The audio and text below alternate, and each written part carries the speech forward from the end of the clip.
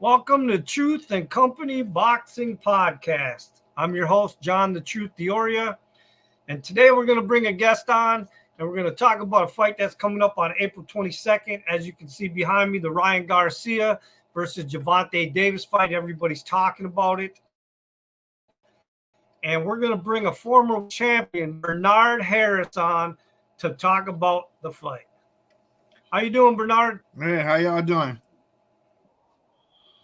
Thank you for taking time to come on, man, and break down this fight for us. For some people that don't know, man, you got like a little over about 50 pro fights in. You fought some big names back in your day. You've been involved in big fights like this, like the Garcia Tank Davis fight, and kind of bring some of the fans to the understanding of what goes into a fight like this in your mentality. How do you get prepared for a fight like this?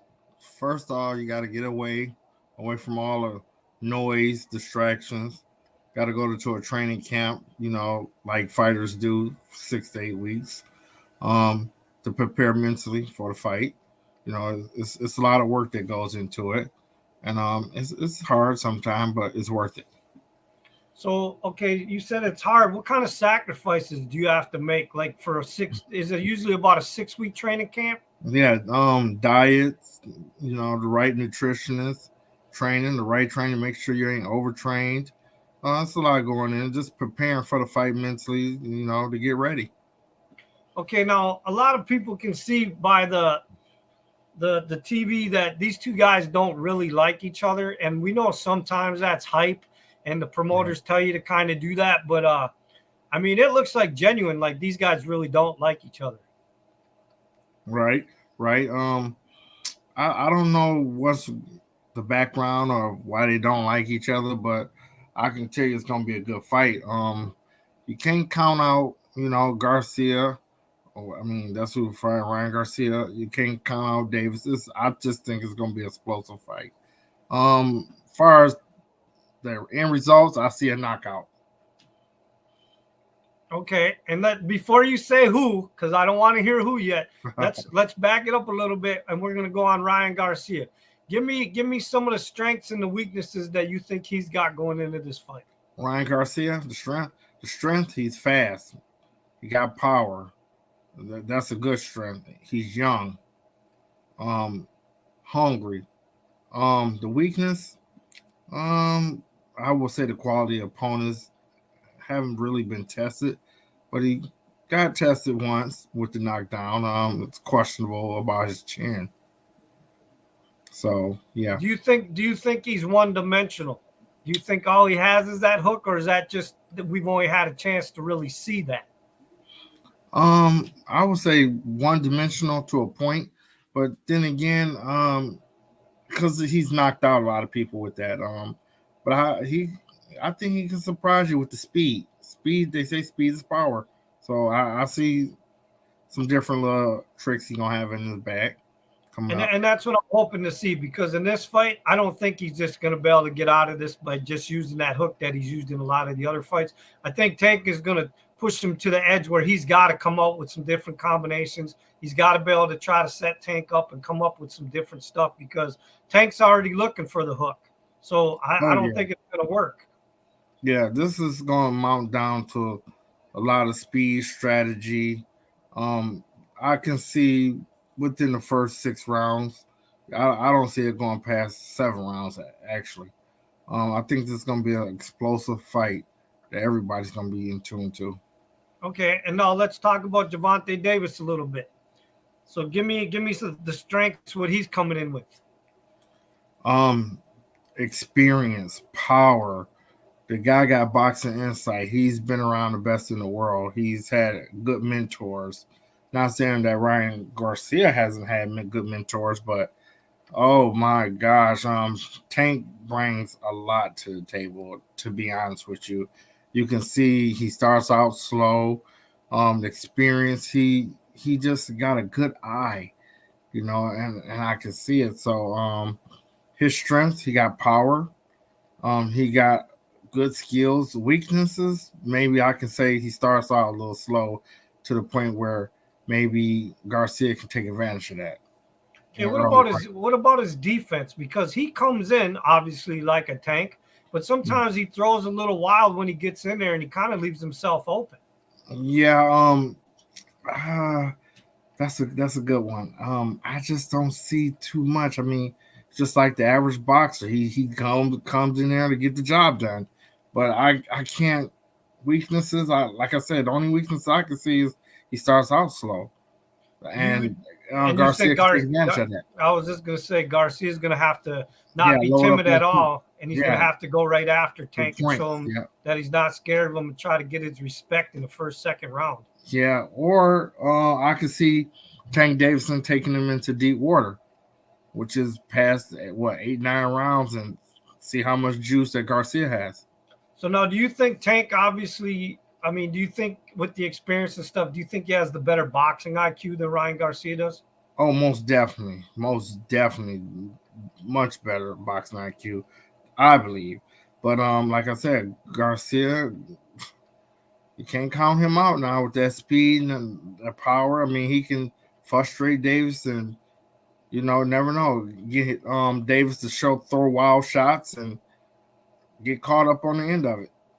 Okay, now Garcia came out with a while back about his a mental health issue. Do you think that his mental health issue can play a role in? He was cutting out his mental. Yeah, he's got a mental health issue that he brought up. Ryan Garcia did, and do you think that that could play into this fight at all? I don't see that. I don't see that whatsoever. Maybe that's just a tactic to throw everybody off, make them think a certain thing. He's throwing it out there, but I can't see that. Okay, Not in and this it, fight. Not a fight of this magnitude. and then like you said, experience. Garcia, we haven't really seen enough of Garcia with quality opponents to see what he can actually do. I mean, yeah, we've seen the speed, we've seen the footwork, but we've never seen him like in deep waters, like you said. He's been knocked down, and yeah, he did get up, but that also shows that he got knocked down by a lesser opponent than Tank Davis. If Davis knocks him down, he might not get up. Yeah, that's true right there. But like I said, the adrenaline of this fight and the magnitude of this fight can put you on a different mental edge. Like the hype, and it's like I got something to prove. So I can see if he get caught by Tank, that's a possibility he might not get up. But let's see if he got the will to heart to get back up. But I can see something different. Okay, hold on. We got Bones Adams calling right now on the Okay. phone. Let's All find out right. what the situation is. Mhm. Hello, Bones. We're live on the air, buddy.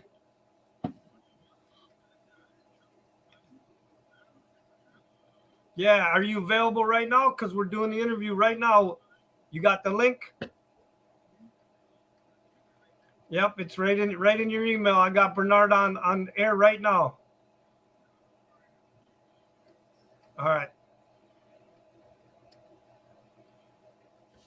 You All get right, me? boxing fans. Well, that was Bone Adams right there, a little late, but better than never.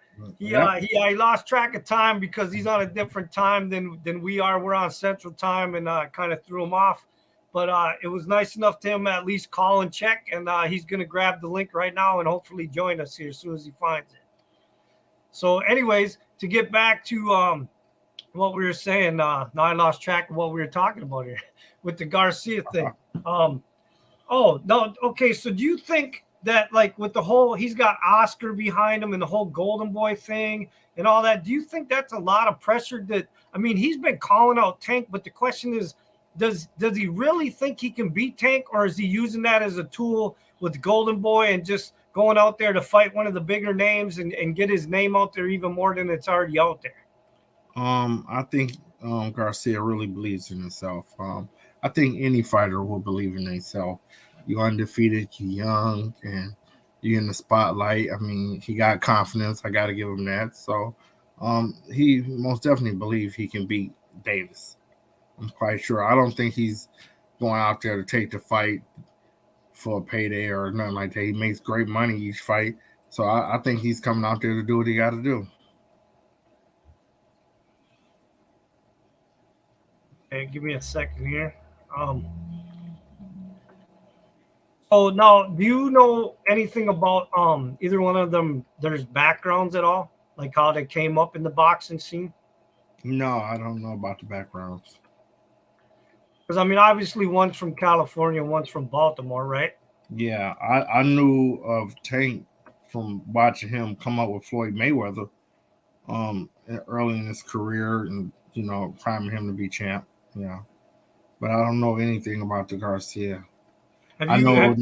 know they got big amateur backgrounds, so and they had a lot of fights, and in the mix of the Shakur Stevensons and Haney's, they all got big amateur backgrounds, and they all came up together. So did you? So you've never been in the gym with either one of them? You've never seen them No, never spar? been in the gym with none of them. No. Okay. All right. Let's get your prediction. I know you said a knockout, so let's hear it. That's a tough one right there. I'm gonna say Garcia before 7. After 7, I got Davis by knockout. Wow. So you're really giving Garcia that much credit that he might actually take out Davis for his first loss before 7 rounds. You got the opportunity because of the speed. Because Davis starts out slow. It's a possibility, but anything after 7, most definitely Davis by knockout. Wow. Okay. Do you see this going to a decision at all, or do you really not think at one all? of them? No way. Not at all. No. Absolutely no way. No decision in I this can't fight. see that. Like I said, Garcia got a chance earlier. Davis most definitely later. Yeah. Okay. Well, look. So let me get your prediction one more time, and then we got Bone Adams in the house. We're gonna bring him on real quick, and we're gonna listen to what he's got to say. So, Okay.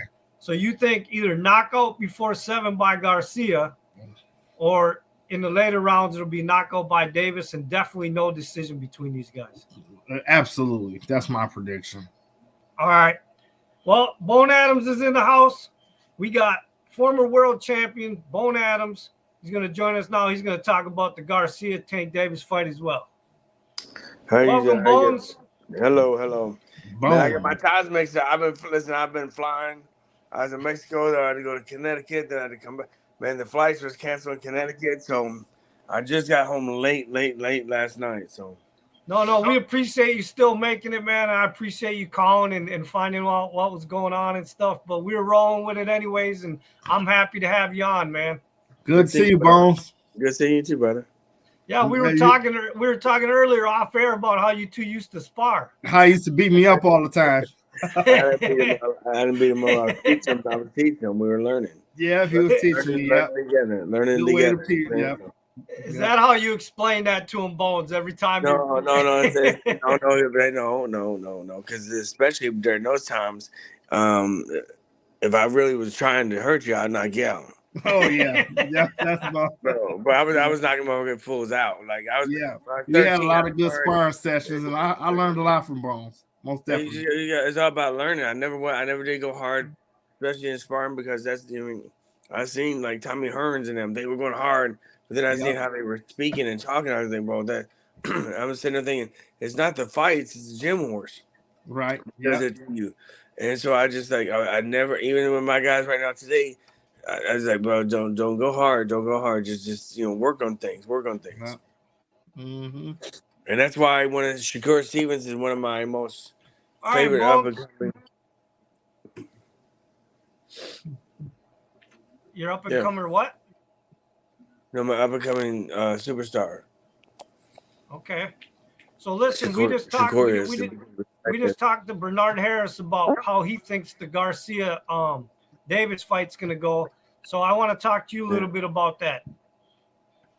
Well, Garcia have 4 rounds, and then after that is done. So you think he's got 4 rounds to either take Davis out or the fight's over? Yeah. Okay, but give me your breakdown of his strengths and his weaknesses, Garcia. Garcia's strength is always his height and power, his speed. Mm-hmm. Because no one in the world, just watch him right now, even on the things, he's hitting with his chin up in the air, but he's so fast and powerful that he gets away with it. I'm telling you, listen, That boy has real power too. That ain't no that power he's got is no joke. That's why he's able to do what he's able to do when he wants to do it. But I'm just saying, if he can't land that shot on Gervonta, which I think Gervonta has a better chin, and Gervonta is more defensive minded those first 4 rounds because that's the way Floyd taught him to be. Give those first 4 rounds away, be defensive minded, remember everything you can, and then pick it up. And that's exactly the way he does. So he'll get 4 rounds, the opportunity to do it. Then after that, it'll be a wrap if he can't do it. So let me ask you the same thing that I asked Bernard. Do you see this at all possibly going to a decision or somebody getting knocked out? Someone's getting knocked out, 100%. Okay. So give me the strengths and the weaknesses on Gervonta. There's very few people that I've been on the outside of the ring with and just felt their power and energy. And when he explodes, I feel the power outside. I'm standing outside the ring like, God damn, like it's just something about his power when he explodes and when he wants to fight, he does. And his strengths are, like I said, he learned from the best. He takes his time, defensive mind. Yeah, he gets hit and stuff like that a little bit. I mean, more than Floyd does. But, there's only one Floyd. But the strategy is there. He puts it together well. Now, do you think, like I asked Bernard the same thing, I know it's been brought up that Garcia has mental health issues. Do you think that can play a factor into this fight? I know Ryan since he was a child. I think that's more so for it was for the contractual for the boxing promoter to get out of fights, to do things and stuff. Not necessarily true. Okay. I mean, he may have mental issues. All of us fighters do, but that's what we got to live with. But something like he's saying, I think it had to do with something to do with the fight contracts. Okay. No, that's honest, man. That makes sense. I know people come up with stuff all the time. So, all right. So, what's your prediction in this fight? Same thing as Bernard. Listen, but whoever hits you first, I'm telling you right now. But in the long run, I think Gervonta has a better chin. But whoever hits you first, I'm telling you, whoever hits you first is gonna go. I'm telling you, I don't give a shit. Neither one of them can take each other's power. I'm telling you, not continue. There's no way it's going 12 rounds. Okay. I agree. Impossible. All right. So I want to talk about another fight that just got made then. And like I said to Bernard, I mean, Bones, you've been in the ring with some amazing guys too, man. And you've had some wars. So you know how these big fights go down and the anticipation and the build-up and all this. And sometimes these guys really hate each other and sometimes they don't, but they do it for the promotion and things like that. And now we got another fight with two guys that actually don't hate each other and they're very respectable. And that's Devin Haney and Vasily Lomachenko. And so let's talk about this fight a little bit. I mean, give me some strengths and weaknesses on these guys, Bones. But I just got to lean toward Devin all the way. Not even close to Lomachenko. Devin just, listen, he's not a risk taker. He can punch and the boy's strong, but you know what I'm saying?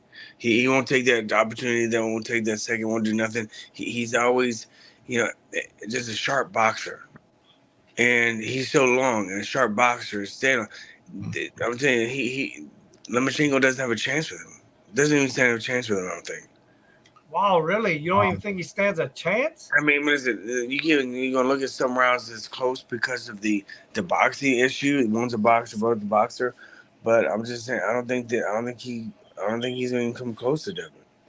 Bernard, what do you got to say about that? Do you think Lomachenko has a chance? I gotta agree. I think it's gonna pretty much be a boring fight. I think they both boxers, so technically, like he said, Devin is long, and I can see Devin pulling off a decision. It's just gonna be a strategy fight, and it's not gonna be like a tight fight. It's just gonna be a boxing science match, not something for the crowd to really enjoy. I think it's just gonna be a one-sided, lopsided decision. That's just my opinion. So both you guys basically do you think Lomachenko is basically done? Not necessarily that he's done. It's just that this is the wrong guy for him. Exactly. I agree. Because I mean, realistically, he even said it. This is probably his last shot at trying to get it undisputed. Yeah, that's 100%. Yeah, Yeah. because So undisputed is very hard to get. so let's okay. So Lomachenko loses this fight. What does he do after this? Well, I mean, he still can fight. He just won't be undisputed. There's a difference. No, but I mean, where does he go? Who does he fight? I mean, Anywhere he wants. Yeah. No, I mean, listen. He can change weight divisions. He can go down. He can go up because he's a small guy. Listen, he goes wherever he wants, but he just won't have a shot of undisputed. So but he can be a world champion. Continue. I mean, listen. It's just I told you, styles make fights. Everyone knows that. I think this is just the wrong style for his type of fight. so do you think Devin Haney, and I hate to say this because there's only one Mayweather, but this generation's, do you think Devin Haney is going to be the next guy to like clean house like Mayweather? Do you think? I'm not sure about that. I love Devin too. I know him since he was a child. He trains a lot at my gym, but I don't think there's just something that's missing that Floyd had that Devin doesn't, and I don't see it. The next one I see going into Floyd's footsteps would be Shakur Stevens. Agree. Yeah. Most definitely. Okay. That guy puts it together. Yes. Most definitely. Devin Haney is most definitely a great fighter. That's the hard shoe to fill when you say Floyd Mayweather. Shakur Stevenson, most definitely, I could see going a long ways. Devin Haney, I could see going a long ways. But when you talk about filling those type of shoes, I don't know who can fit that at this point right now. Okay, well, you guys brought up Shakur Stevenson, so let's talk about that in the future. Do we get a Haney Shakur Stevenson fight, and what happens in that? Yeah, I think we do get a fight like that because they're both about top rank. And then again, basically you're going to get a young Lomachenko. You mean? Basically. So he's fighting the older one right now. We'll see what happens, but then he'll be fighting a younger Lomachenko when he fights Shakur. Okay. What do you think, Bernard? What's your opinion on it if those two match up? Well, I got to go with Stevenson. I'm just a Shakur Stevenson fan. Haney got the long jab. He's very long, but I could see a decision most definitely edging it out. You know what I'm saying? I don't see no knockouts in that fight. Yeah. But is that gonna, if that fight happens, will that be another chess match? Will that be a boring fight for the fans?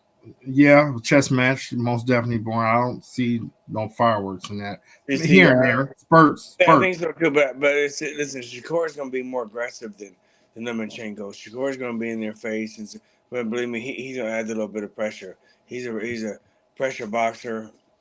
Now he's learning how to set down his punches and stuff and doing well. The only reason why I say the two differences is this because Shakur has had his grandpa train him from day one, and he hasn't changed. He still got his strap in his corner. Where Devin Haney has 10, 12 different guys in one camp, and this. Long story short, he hears so many things and you learn, but long story short, it's just Devin. His dad's not his trainer. His dad's his trainer, but not his trainer. He don't tell him nothing. He hears all these other people what to do, and then tell him to get out of the way. So he has no really understanding. So he gets kind of confused sometimes, on what to do. So he has no help. Okay, so then back to the Lomachenko fight. Could that affect him in the Lomachenko fight? No. There's no natural ability alone. That's what I'm saying. Devin's not natural. Just a natural fighter. Okay. And boxer, and there's no way in hell that I just don't see Lomachenko coming close to the kid. Most definitely agree with that one. I agree, most definitely. Lomachenko is another one though. Is stuck with his dad the whole time, till career. But why do you think so many people all of a sudden are just writing Lomachenko off? I mean, he just had that one loss recently against Lopez, and now everybody just But everybody, as I said before, they're writing him off because of who he's fighting. Okay, so you just think it's the opponent, it's not his abilities. 100%. Nothing to do with his abilities. It has to do with the opponent. Okay. Yeah. So either one of you guys got anything else to say on either one of these fights? No, I said everything. I gotta be mute on that one. My favorite is like I said, Shakur Stevenson. Out of the whole group. No, I mean I agree. I mean I just had the pleasure of probably working with Stevenson. I mean I met him one time. He seems like a really nice kid. He's a humble kid. So I mean I hope he does really well. And I mean obviously I hope all these guys continue to do well. And I'm watching Haney as well. And I mean he kind of got. Sometimes in boxing, you're in the right place at the right time against the right opponents. And I mean, this guy just showed up on the scene not too many years ago, and he's got all the belts already. So, I mean, good for him. But I mean, who's going to be able to come after these belts, Bones? Who do you think's going to really give him a shot? You know what? I'm not sure right now because to tell you the truth, so I said I know Devin since a young kid. I think he can't stay at this weight much. He's going to give him up. He has to. You know what I'm saying? He's a big. Did you see him against Lomachenko? Yeah, I did see that. Against Linares, he's big. He's big. He's a big kid. Yeah. He's got big legs, and I think it's going to be very difficult to take a lot out of him, leaving him at this weight class. He may have to give it up and may give up that title and go after one at 140 or something. Okay, so that's what I was just going to ask you. Do you see him fighting in the welterweights in like the next couple of years? He'll grow into him, probably 3 or 4 years, But by then, I mean, Bud could be gone, Spence could be gone by then, all them guys, and he could just take over that division. There you go. Most definitely. That could be. That's the plan. They want those guys out of the way. So it sounds like Devin Haney's got a nice blueprint in front of him. He does. Yeah. His dad did a wonderful job as the aspect of managing him and moving him along. I just have the difficulty of the training issue. I mean, he's not a trainer.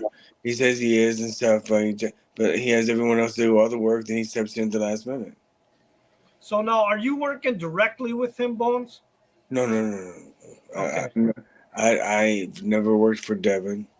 No, not Devin. Shakur Stevenson. No. Even with Shakur, they always come to my gym. As I said before, his grandfather and his grandfather alone is his trainer. Okay. A million people came up to me. I trained Shakur. I looked at him like, what? I know the family. I know that his grandfather and only his grandfather has trained him. Okay. So basically, you're just acquainted with all these guys, but you don't have any direct training with them. No, they come to my gym, use my gym. I go to Top Rank. You mean like I was signed with Jay Prince. He signed with Jay Prince. I mean, just kind of like we're just a family. Wow. Okay. So I want to talk real quick now about this sparring that you guys used to do together. Back in the city. Brussels. I like how Bones said he was just teaching you things. Was it always teaching? Was there any day that you really wanted to kick his ass? No. Listen, Keith Jackson. Make sure it ain't about kicking ass. It's about you may get your ass kicked that day because he wants you to work on something.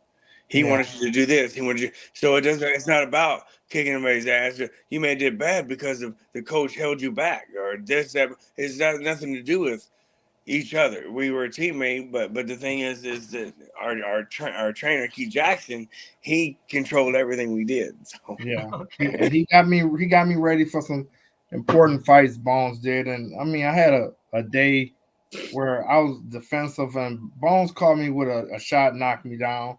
At the Brussels gym, and I mean I learned a lot. I used to always say my little words to Bones, the baddest Caucasian guy in the city. Nobody better than him, bro. That's known. The best boy on the planet. Everybody knows that. I just what makes myself sad. And people's like, I got a couple world title belts. And they're like, oh, do we got more? I go, they're in a box in the closet. And they go, why? I go, it's because I look at them all day. I go, if I look at them all day, it reminds me of the failure that I was. I should have had 8 or 10 of those. Oh, that's a good way to look at it. That's true Bones. because I was listen. I didn't think about boxing when I was a boxer. I just boxed. I just did it. Right. And then I got lazy. I wasn't like Floyd. Like I remember said it. We're in a nightclub, and I was the champion, and Floyd's the champion. We're in a client. I'm getting all fucked up, and I was saying, "This stupid motherfucker, boy, enjoy your life." Not knowing I was the stupid one. I was Yeah. the stupid one, and I didn't realize I didn't train unless I had a fight. He was in the gym Monday, and he fought Saturday. It's just crazy. I'm like, I didn't take it serious. So I mean, I just I messed Yeah, myself. learn a lot. I mean, I had the opportunity to get in there with Paul Spatafora in the training camps, and I was always used to tell Paul Spatafora about Bone Adams. I said, "You ain't seen that boy right there, Bones." We used to always talk about Bones all the time because I'd been in so many world champion training camps. From Lennox Lewis on down Princeton, I've been to about every training camp it is, and I got to learn a lot, and I've seen a lot of guys come and go, but I always brought up Bone Adams, one of the baddest. I mean, I take my hat off to you, Bone. Speaking of Prince, you just brought the Prince up. One of my friends wanted me to ask Bones about that because he heard a rumor back in the day when Bones used to fight. Why did you and Prince Nassim never end up fighting? So me and Prince Nassim met several times. Hung out, and the thing is like when it's just a room, say just us, greatest guy in the world, bro. Like humble, but as soon as those cameras came in here, he's the most cocky, arrogant. Oh yeah, Right? But he's just a genius. But instead of my thing was this: he wanted to sign me as his promotion team. My thought was, I just want to fight you, but he had all these other plans. So we never fought because he didn't want to fight me. You know what I'm saying? He was trying to sign me to his company to fight other people, but not him. Why? I mean, so that's why he really didn't want that fight. So let me ask you. Oh, what go about ahead. Kevin Kelly? Kevin Kelly, because I had the opportunity to talk with Kevin Kelly, Kenny McKinney, and I always ranked Bones in that category. Always. This was when I was with Eminem Sports, Murad Muhammad and them, with Roy Jones and them, and when Manny Pacquiao first came to Eminem Sports, I always talked about Bones. It is what it was. Okay. Okay. I appreciate that, my brother. Yeah. I appreciate it. So Bones, I want you to be honest with me. How bad would you have beaten him? You know what? Yeah, honestly, no shit. I swear. Listen, that motherfucker. That's the reason why I would fight pretty much any Mexican there is, bro. I want Eric Morales so bad, but what's his name? I just want to bring that because the fucking thing, all this other stuff. But the Mexican beat him, Barrera. He fought him exactly the way I would. Patience, treat him like shit. He fought he fought him exactly the blueprint I knew that I was going to fight him with. He fought and he destroyed him, and I knew that, and I was there that night. I knew he was going to lose when he couldn't flip over the ring. When he could, I just knew it. So That was, I had to say, Prince Nassim was the hardest puncher I've ever been in the ring with when we was in training camp. I seen him knocking out middleweights with 20-ounce gloves when we was in training camp back when Emmanuel was alive. God rest his soul. And I had a great time, and I was one in the camp the first week, and I had headaches because the guy punched so hard. His legs was huge, and I said, give me a couple of days, and I sparred with the Diaz brothers. I started sparring with other people. Then I got back in the ring with him. And then we had our little issues about they blocked out my head when we sparred, and HBO came in there and filmed me and Prince Nassim sparring. And I got the best of them that day on TV, and they blocked me out, so I had to get out the camp. We had our little issues because I didn't get along with Prince Nassim brothers that much to build him. Right. But after a while, me and him became great friends. Me and Prince Nassim hung out. I mean, I had a great time with Prince Nassim. I mean, it's just some of the people that he was around, and then, like Bone said, once you get in front of the camera, he turned into a totally different person. But after that, I mean, I had a great time at the camp with him. He had to. He did what he had to do. He made over $500 million.